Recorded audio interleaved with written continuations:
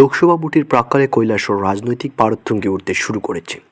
ভোটের প্রচার সম্বন্ধে সংবাদ প্রতিনিধিদের বলতে গিয়ে ত্রিপুরা রাজপরিবারের সদস্যকে তথা পূর্ব ত্রিপুরা লোকসভা আসনের বিজেপি দলের প্রার্থী কৃতি দেবী দেববর্মনকে বহিরাগত পশু বলে আখ্যায়িত করায় গোটা 59 জেলা জুড়ে, বিশেষ করে জেলা সদর কৈলাসহর বিজেপি দলের পক্ষ থেকে প্রকাশ্যে পাল্টা বিবৃতি নিয়ে তীব্র নিন্দা জানান।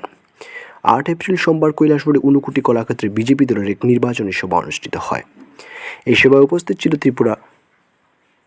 পূর্ব ত্রিপুরা লোকসভার আসনের বিজেপি দলের প্রার্থী কৃতি দেবী দেববর্মন, মন্ত্রী টিঙ্কু রায়, বিজেপি কৈলাসহর মণ্ডলের সভাপতি সিদ্ধার্থ দত্ত, কৈলাসহর পুর পরিষদের ভাইস চেয়ারপারসন নীতিশ দে, বিজেপি 59 জেলা কমিটির সভাপতি পবিত্র দেবনাথ সহ অন্যান্য নেতৃত্বরা। সেই সভায় 20 পরিবারের 74 জন ভোটার বিরোধী দল ছেড়ে বিজেপি দলে সামিল হয়েছেন। নবাগতদের হাতে দলীয় পতাকা তুলে দিয়ে বরণ করেন মন্ত্রী টিঙ্কু রায়। নবাগতদের মধ্যে উল্লেখযোগ্য হিসেবে ছিলেন 2021 সালে কৈলাসহর পুর পরিষদের 13 নং ওয়ার্ডের কংগ্রেস দলের প্রার্থী জয়দীপ দে, কালীপুর এলাকার সিপিআইএম দলের প্রভাবশালী নেতা সজল রায় সহ আরও অন্যান্য বাম নেতৃত্বরা। যোগদান সভা শেষে অনুষ্ঠানে বক্তব্য রাখতে গিয়ে মন্ত্রী টিঙ্কু রায় কৈলাসহরের সিপিআইএম নেতৃত্বের বিরুদ্ধে তীব্র সমালোচনা করেন। মন্ত্রী টিঙ্কু রায় বলেন, রাজ্যের রাজপরিবারের সদস্য পূর্ব ত্রিপুরা লোকসভা আসনের বিজেপি দলের প্রার্থী কৃতি দেববর্মনকে বহিরাগত পশু বলে তুলনা করেছেন সিপিআইএম কৈলাসহরের মহকুমা কমিটির সম্পাদক বিশ্বরূপ গোস্বামী, যা 8 এপ্রিল সোমবার ত্রিপুরা রাজ্যের এক প্রভাতী পত্রিকার খবরে প্রকাশিত হয়েছে। প্রভাতী পত্রিকার এই খবর পড়ে মন্ত্রী প্রচণ্ড ব্যথিত হয়েছেন বলেও জানান।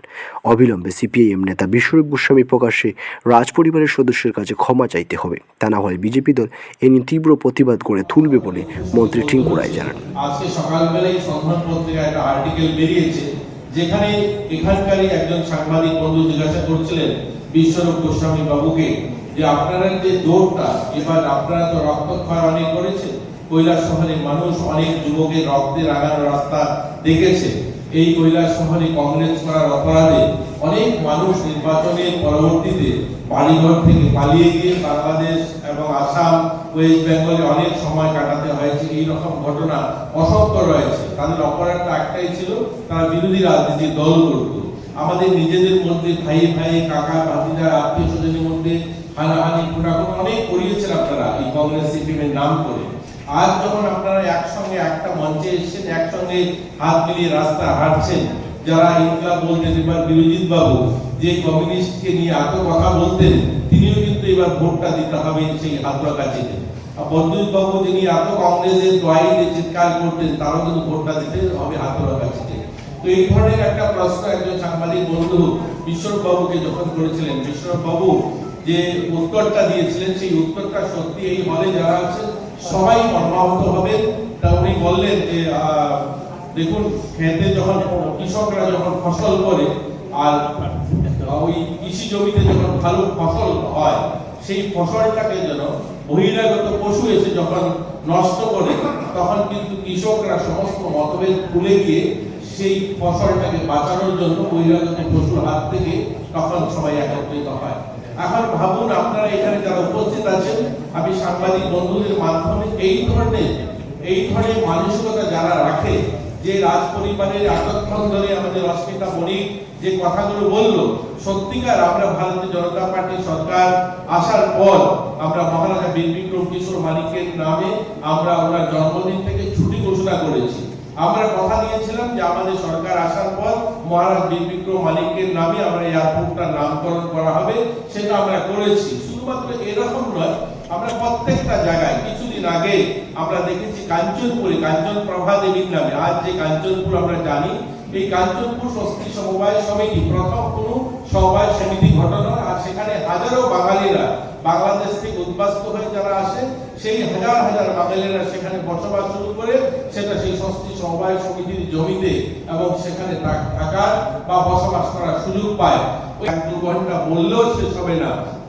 আজ কৈলাসহরে যদি আমরা দেখি আরকেআই স্কুল হোক, আর যদি আমার অস্মিতা বণিক বলেছে কেপিআই স্কুল হোক, তুলসীপতি হোক, আইজিএম হোক, বা আমাদের মহারাজা বীর বিক্রম কিশোর ইনস্টিটিউট হোক, আজ গোটা ত্রিপুরা রাজ্যে অসংখ্য অগণিত নিদর্শন এই রাজ পরিবারের রয়েছে। অথচ এই রাজ পরিবারে কন্যাকে বলা হচ্ছে বহিরাগত পশু। আপনারা ভাবুন, কাদের নেতৃত্বে আমরা দীর্ঘ সময় কাটিয়েছি, কি ধরনের মানসিকতা তারা রাখে।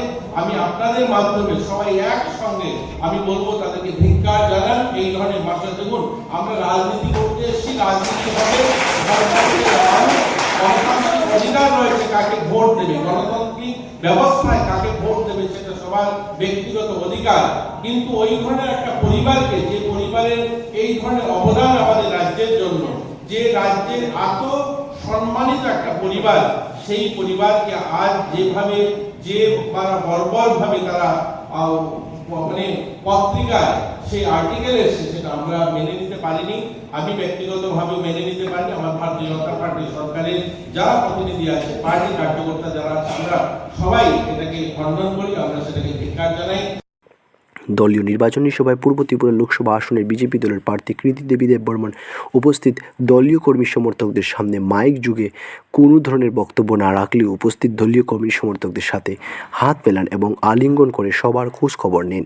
দলীয় এই নির্বাচনী সভা শেষে দুপুরে বিজেপি কৈলাসহর মণ্ডলের অফিসে এক সাংবাদিক সম্মেলন করেন মণ্ডল সভাপতি সিদ্ধার্থ দত্ত।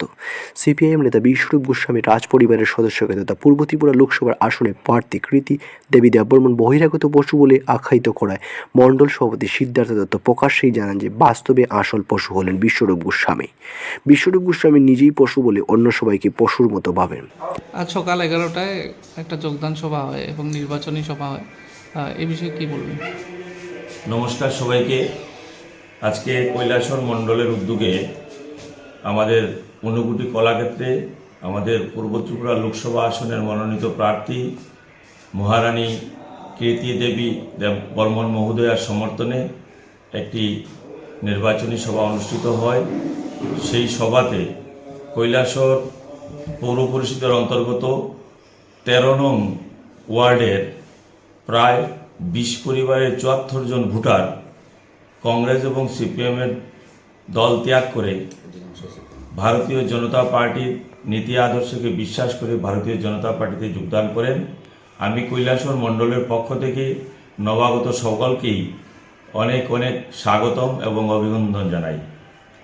সর্বোপরি এখানে উপস্থিত ছিলেন আমাদের প্রার্থী মহারানী কৃতি দেবী বর্মন মহোদয়া, আমাদের ত্রিপুরা সরকারের মাননীয় মন্ত্রী টিঙ্কু রায় মহোদয় আজকের এই সভাতে উপস্থিত ছিলেন। আমরা দেখেছি আজকে একটা প্রভাতী পত্রিকাতে কৈলাসহরের একটি রাজনৈতিক দলের পক্ষ থেকে একজন কার্যকর্তা আমাদের বিভিন্নভাবে কুরুচিমূলক মন্তব্য করেছেন, বলেছেন যে বহিরাগত পশু বলে সম্বোধন করেছেন। আসলে বামপন্থীদের বিচারধারা চিন্তাধারা এমনই, যারা কোনো সময় ত্রিপুরা রাজ্যের রাজ পরিবারকে সম্মান করেনি। 25 বছরের রাজত্বে, সিপিএমের রাজত্বে এরা কখনো রাজ পরিবারের যে ত্রিপুরা রাজ্যের যে বিভিন্ন ধরনের কার্যকলাপের সাথে যুক্ত এবং রাজ আমল থেকে যে ত্রিপুরা রাজ্যকে ডেভেলপ করার চিন্তা করেছিলেন তৎকালীন সময়ে রাজা মহারাজারা, সেই জিনিসটি স্বীকৃতি দিতে যায় না এবং তারা দিতে ইচ্ছাও নেই। সেই জায়গাতে দাঁড়িয়ে আমি প্রশ্ন রাখতে চাই এই মহান ব্যক্তির কাছে, যিনি একজন রাজনৈতিক ব্যক্তিত্ব হয়ে এইভাবে পশু বলেও আখ্যায়ন করেছেন। ওনাকে আমি ধিক্কার জানাই, নিন্দা জানাই ভারতীয় জনতা পার্টির পক্ষ থেকে। সর্বোপরি একথা বলতে পারি যে একজন পশু মানসিকতার মানুষ যে আছে, নিজে যে পশু মানসিকতার মানুষ, সে অন্য মানুষকেই পশু বলতে পারে। একজন মানুষ মানসিকতার মানুষ, মানবিকতার মানুষ কোনোদিন অন্য মানুষকে পশু বলতে পারবে না। নিজের মানসিকতার ভিতরে যার পশুত্ব আছে, যে পশু সুলভ আচরণ করবে, সেই অন্য মানুষকে পশু বলতে পারবে, কোনো মানুষ বলতে না। এরা যারা আছে সামনে বিভিন্ন রাজনৈতিক দলের মুখোশ পরে সামনে কাজ করছেন, এরা আসলে নিজেরাই একজনের একটা পশু, সেই কারণে অন্য মানুষকেই পশু সুলভ আচরণ করে। আমরা পার্টি থেকে এর প্রতিবাদ নিশ্চয়ই করছি, ধিক্কার জানাই এই সমস্ত ভাষা ব্যবহার করার জন্য বিশ্বরূপ গোস্বামী মহোদয়কে। এবং এটাও আমি পরিষ্কার বলতে চাই, উনার ভিতরে পশু সুলভ আচরণ আছে, সেই কারণে উনি অন্য আরেকজন মানুষকেই পশু হিসাবে দেখেন। কারণ নিজে পশু হলে অপরকে সেই চোখেই দেখা যায়। নিজে আগে মানুষত্ব এবং মানুষ দেখতে হবে, তারপরে অন্য মানুষকে মানুষ দেখতে হবে। বামপন্থীদের বিচারধারা, বামপন্থীদের চিন্তাধারা বিগত 25 বছর আমরা সেটাই দেখে এসেছি। মানুষকে মানুষ বলে গণ্য করা নয়, মানুষকে পশুসুলভ আচরণ করা, মানুষের সাথে পশুসুলভ বিচার ব্যবস্থা, যেটা ভারতীয় জনতা পার্টি সরকার 2018 সালে ত্রিপুরা রাজ্যে প্রতিষ্ঠিতার পর মানুষকে মানুষ হিসাবে মর্যাদা দিতে শিখেছে, ত্রিপুরার রাজ পরিবারকে মর্যাদা দিতে শিখেছে। সেই কারণে ত্রিপুরার আজকের দিনে যে এয়ারপোর্ট, সেটা মহারাজার নামে নামকরণ হয়েছে। ত্রিপুরার মহারাজার জন্মদিনে, মৃত্যুদিনে ত্রিপুরাবাসী সেটা পালন করে। কিন্তু বিগত 25 বছরে বামপন্থের সরকারে সেই জিনিসটা আমরা কখনো উপলব্ধি করতে পারিনি। কারণ বামপন্থ তাদের চিন্তাধারা, তাদের যে আচরণ এবং এই বামপন্থ বিশ্বরূপ গোস্বামীর নেতা মহোদয়ের বক্তব্য থেকে যে পশুসুলভ আচরণ পেয়েছি, সেটা 25 বছরের যে মানুষের প্রতি পশুসুলভ আচরণ, সেই আচরণের বহিষ্প্রকার। এবং আমি মনে করি নিজে পশু হলে অন্যকেও পশু বলা যায়, কারণ নিজে মানুষ হলে আরেকজন মানুষকে চিনতে পারবে। আরেকজন পশু আরেকজন পশুকে মনে করবে, এটা অস্বাভাবিক কিছু নয়। মানুষ তো মানুষকে মানুষই মনে করবে। এ ব্যাপারে সিপিএম কৈলাসহরের মহকুমা কমিটির সম্পাদক বিশ্বরূপ গোস্বামী প্রতিক্রিয়া জানাতে বিশ্বরূপ গোস্বামী জানান যে উনি রাজ্যের এক প্রভাতী পত্রিকায় কৈলাসহর মহকুমা সাংবাদিকে দলীয় প্রার্থী রাজেন্দ্র রিয়াংয়ের ব্যাপারে আলোচনা করেছেন এবং ইন্ডিয়া জোট কংগ্রেস ও সিপিএম দলের ভূমিকা নিয়ে আলাপ আলোচনা করেছেন, কিন্তু বিজেপি দলের প্রার্থী কৃতি দেবী দেববর্মনকে নিয়ে কিছুই বলেননি। বিশেষ করে রাজ পরিবারের সদস্যকে বহিরাগত পশু বলার প্রশ্নই উঠে না বলে বিশ্বরূপ গোস্বামীকে ক্যামেরার মুখোমুখি প্রকাশ্যে জানান। বিশ্বরূপ বাবু এই বলেন যে যেহেতু উনি নিজের মুখে রাজ পরিবারের সদস্যকে নিয়ে বাজে কোনো কথা বলেননি এবং প্রভাতী পত্রিকায় উল্টা নিউজ প্রকাশ করা হয়েছে, তাতে এর দায় সংশ্লিষ্ট পত্রিকার সাংবাদিকের দিতে হবে। বিশ্বরূপ বাবু জানান। সেটা কি সত্যিই কি আপনি বলেছিলেন? আমি এরকম কোনো বক্তব্য কোনো প্রভাতী পত্রিকার কোনো সাংবাদিকের কাছে রাখিনি। একজন সাংবাদিক গতকালকে আমাকে প্রশ্ন করেছিলেন যে রাজেন্দ্র রিয়াং সম্পর্কে বা এই কেন্দ্রের সম্পর্কে, ইন্ডিয়া জোট সম্পর্কে। তো আমি রাজেন্দ্র রিয়াংয়ের ছোটোবেলার এখানে কৈলাসহর স্কুলের পড়াশোনা থেকে শুরু করে সব কিছু বলে তখন এগুলি বলেছি। তারপর তিনি বললেন যে ইন্ডিয়া জোট যে আপনারা একসময় কংগ্রেস কমিউনিস্ট দুটা বিবদমান দল ছিলেন, এখন এক মঞ্চে এসছেন। আমি তখন তাকে বলেছি যে আজকে দেশ রক্ষার তাগিদে দেশের সংবিধান বিজেপির হাতে ভুলুণ্ঠিত হচ্ছে।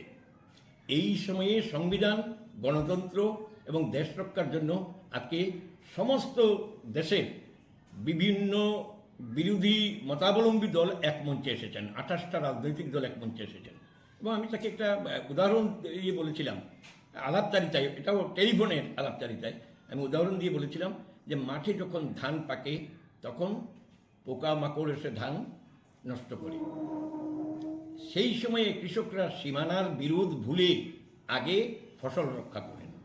এটাই কৃষকদের দায়িত্ব। আজকের সময়ে গোটা ভারতবর্ষের মানুষের দায়িত্ব সংবিধানের পবিত্রতা রক্ষা করা, ধর্মনিরপেক্ষতা রক্ষা করা, গণতন্ত্রের পতাকাকে ঊর্ধ্বে তুলে ধরা। আমি এই বক্তব্যই রেখেছি, তার বাইরে কোনো অশালীন মন্তব্য আমি করিনি। এবং এই ধরনের নিম্ন রুচি আমি বা আমার পার্টির কারোর মধ্যে এরকম নিম্ন রুচির পরিচয় নেই। এখন জানি না ওই সাংবাদিক তার মন গড়া যদি কোনো কথা বলে থাকেন, আমি এখনও এই সংবাদটা দেখিনি। হ্যাঁ, আমি যা বলেছি তার বাইরে যদি উনি কিছু লিখে থাকেন, এটা সাংবাদিকের দায়িত্ব। আমি এরকম কিছু বলিনি এবং তার পরিপ্রেক্ষিতে কে কী বলেছে সেটাও আমার বিষয় না। আমি এই ধরনের কোনো অশালীন কথা বলিনি। আমি যা বলেছি একেবারে পরিষ্কার। এবং এটা এখানে না, গত বিধানসভা নির্বাচনের সময় বিভিন্ন জায়গাতে আমি সভাতে ঠিক একই বক্তব্য রেখেছি। আপনারা যারা সংবাদ জগতে আছেন, আপনারা যদি গত বিধানসভা সময়ের আমার কোনো বক্তব্যের ক্যাসেট দেখেন, সেখানেও দেখবেন সেম বক্তব্যই আমার ছিল যে ফসল রক্ষা করা, তার জন্য সমস্ত কৃষকরা সীমানার বিরোধ ভুলে আগে ফসলটা রক্ষা করি, তারপর নিজেদের মধ্যে সীমানার বিরোধ যদি থাকে আমরা সীমানার বিরোধ